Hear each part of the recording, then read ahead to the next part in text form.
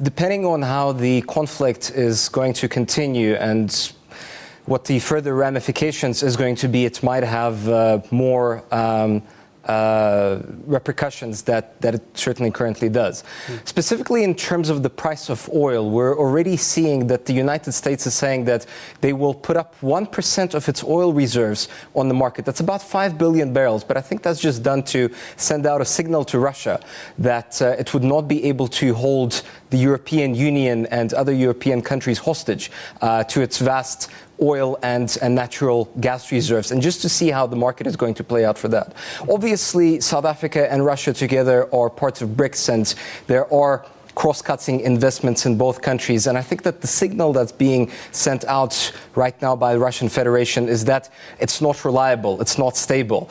It can act irrationally. So as a result, it's very likely that a lot of investors will be pulling out, and also with the market volatility, as you said, since the end of February, we've seen Russian forces occupying Crimea, and we've seen a very steady decline of both the Russian markets, but also of the Russian currency, the ruble. All right.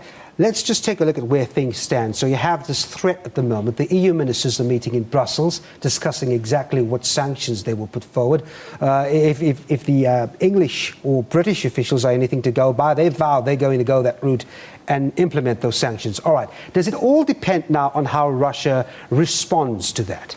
Pretty much. Russia's President Vladimir Putin is going to be addressing the Russian parliament tomorrow afternoon to speak about Crimea. And even before the referendum, it was agreed by the Russian parliament that they will meet on the 21st to discuss the situation in Crimea, and perhaps also to pass a law that it would be easier for them to annex that part of Ukraine by passing a law that would make it easier to accept new subjects into the Russian Federation.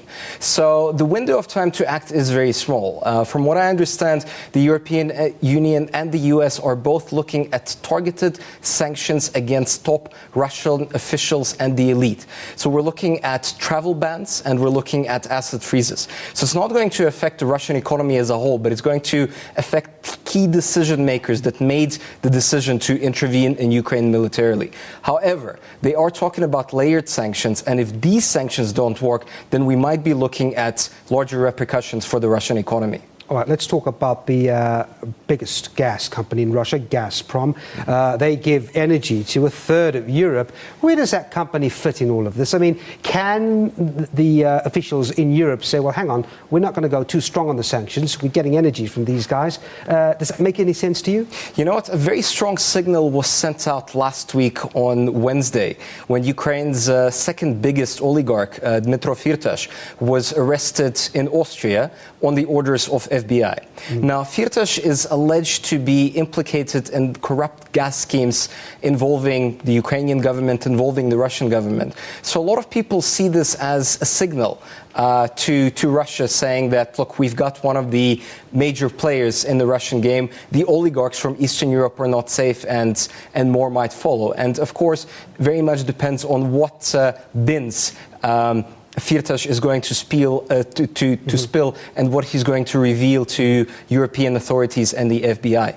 Let's talk about a global polarization, if you'd like to. You have Crimea now saying they want independence, moving towards Russia's way.